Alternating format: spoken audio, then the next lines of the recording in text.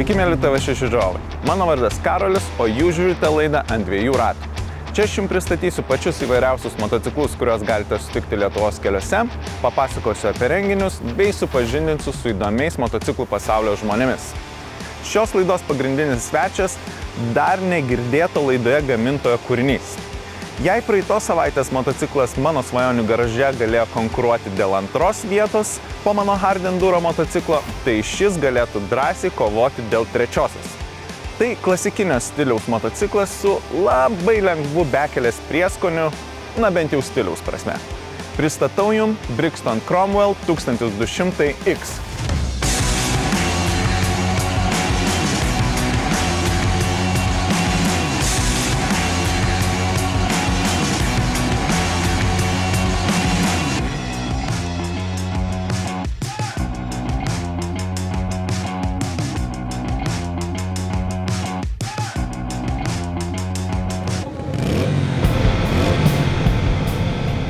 Apžvalgą kaip visada pradėsiu nuo variklio ir čia turiu pasakyti, kad negailėsiu šiam motociklui pagyrų.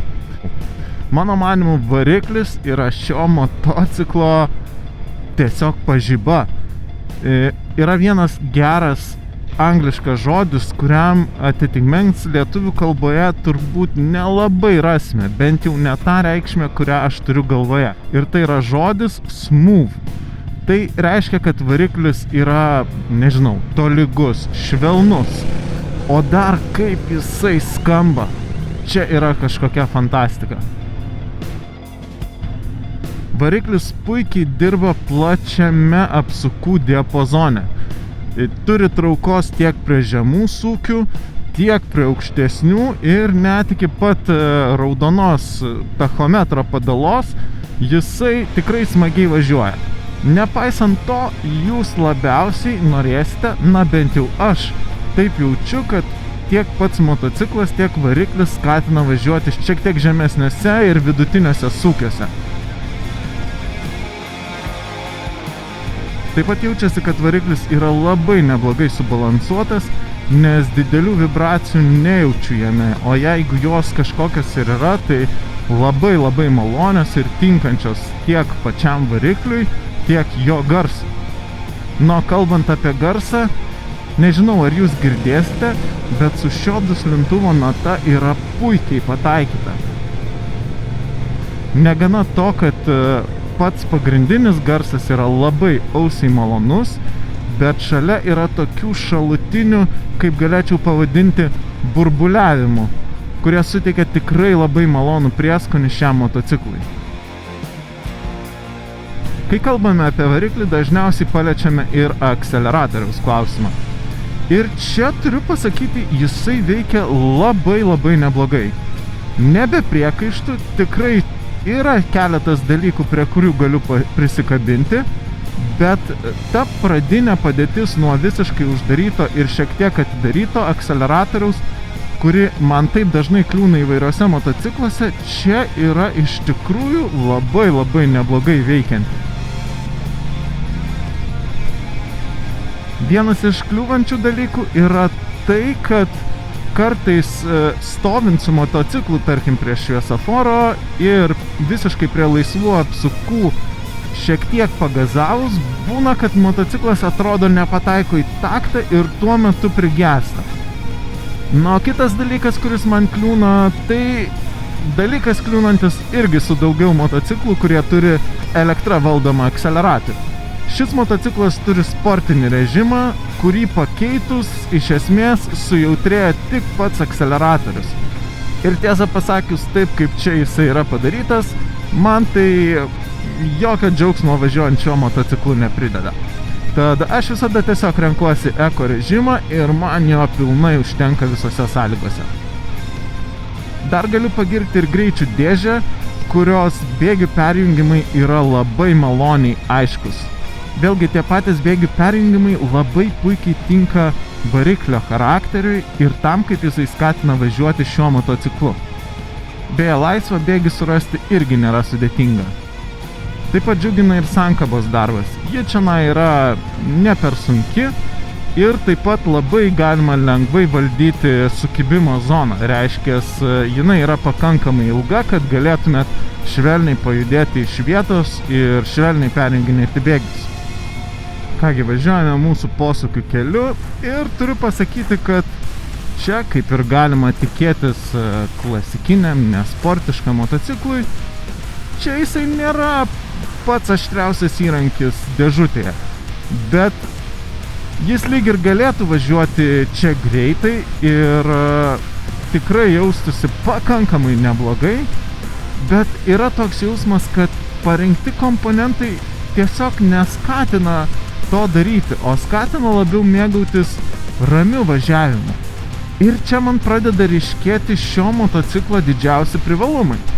Būtent tai, kad nors tai galbūt ir nėra patys geriausi komponentai, bet jie puikiai dera tarpusavį ir sukuria norą važiuoti būtent taip, kaip šiam motociklui labiausiai tinka. Kalbant apie motociklo dinamiką, galima dar paliesti ir jo svorio klausimą.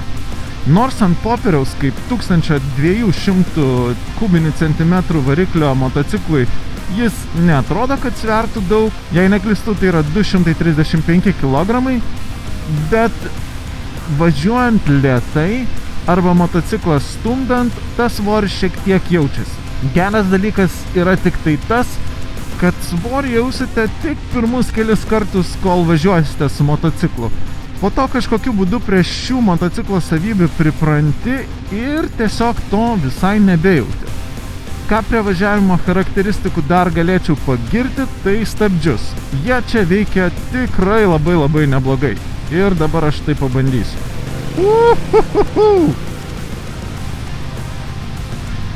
Stabdžių suportai priekį yra Nissin kompanijos, kurie pasižymi tikrai labai neblogai veikiančiais stabdžiais.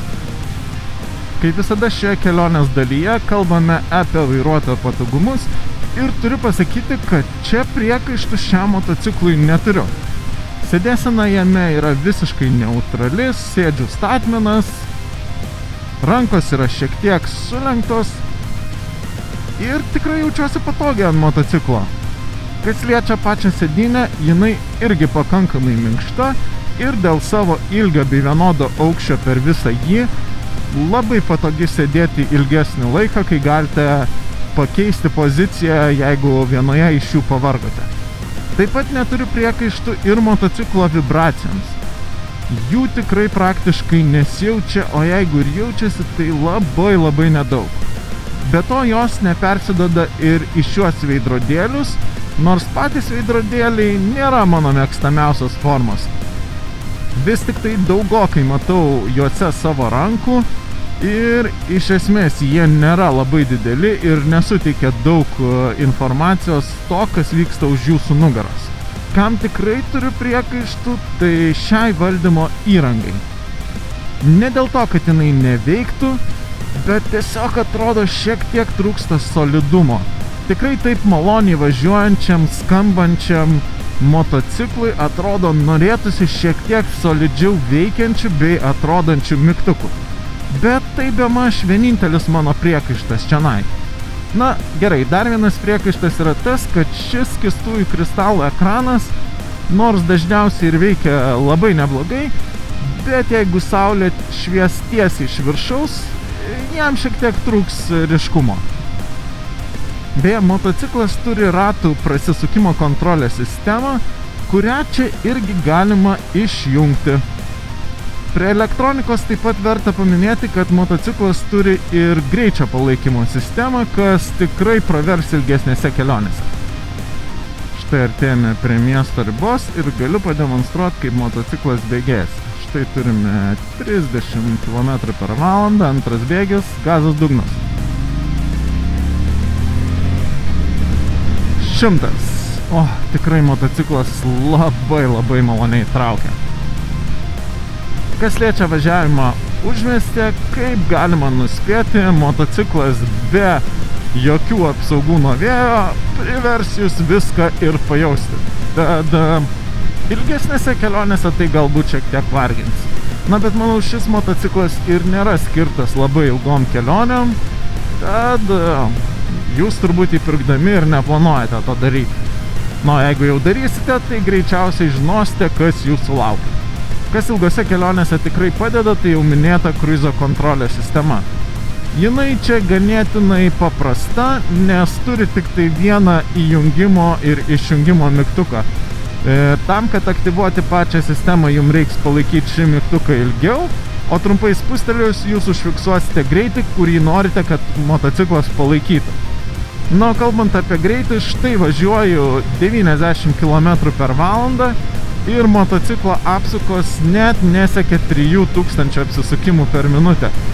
Tai iš tikrųjų suteikia labai gerą lengvumo pojūtį važiuojant šiuo motociklu. Kągi, važiuojame mūsų bandomą maršruto žvyrkeliu. Ir turiu pasakyti, kad čia mane motociklas maloniai stebina. Jo važiuoklė puikiai tvarkosi su mažais nelygumais ir tikrai labai komfortiškai leidžia važiuoti šiuo keliu.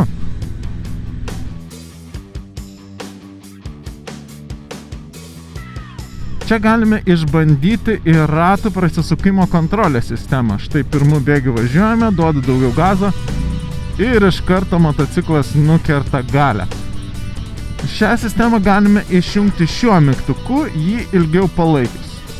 Palaikyti išties reikia ilgokai, bet dabar ant skydelio mirksi lemputė, kuri rodo, kad ši sistema yra išjungta. Pabandom.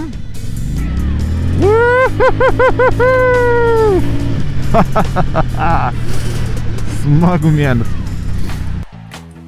Sakydamas, kad motociklas čia mane stebina, turiu galvoje, kad dažniausiai Scrambler motociklai yra skirti bekeliai tik išvaizdos prasme.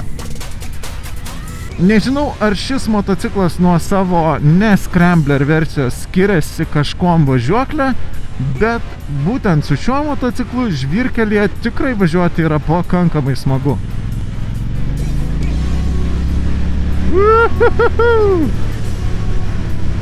Jo tikrai galėsite patyrinėti įvairius tokio tipo keliukus ir tą darydami jausitės visai patogiai.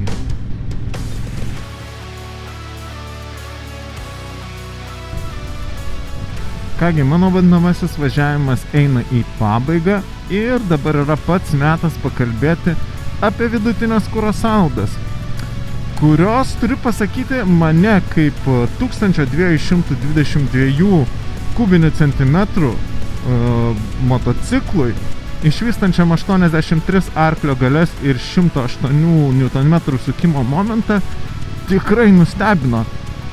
Savo kelionėje aš pravažiavau 55 km, o vidutinės kuro sąnaudos buvo viso labo 4,9 litro 100 km. Tai tikrai geras rezultatas tokio dydžio ir galingumo motociklui. Tikrai mėgavausi šio bandomuoju važiavimu ir jeigu prieš kelias savaitės kalbėjome apie motociklą, kuris galėtų būti antras mano garaže, tai manau, toksai motociklas drąsiai galėtų pretenduoti į trečią vietą jame.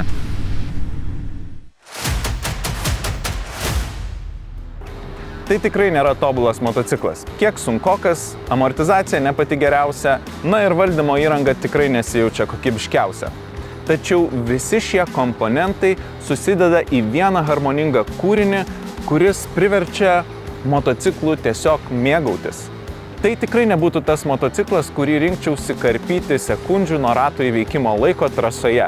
Tai labiau motociklas nuvažiuoti išgerti kavos mieste, pasivažinėti užmiesčio keliukais ir tą daryti su šypsena veide. Na, bet kaip visada sakau, nepasitikėkite tik mano nuomonę. Visus jūs dominančius motociklus išbandykite patys. Šioje laidoje tiek.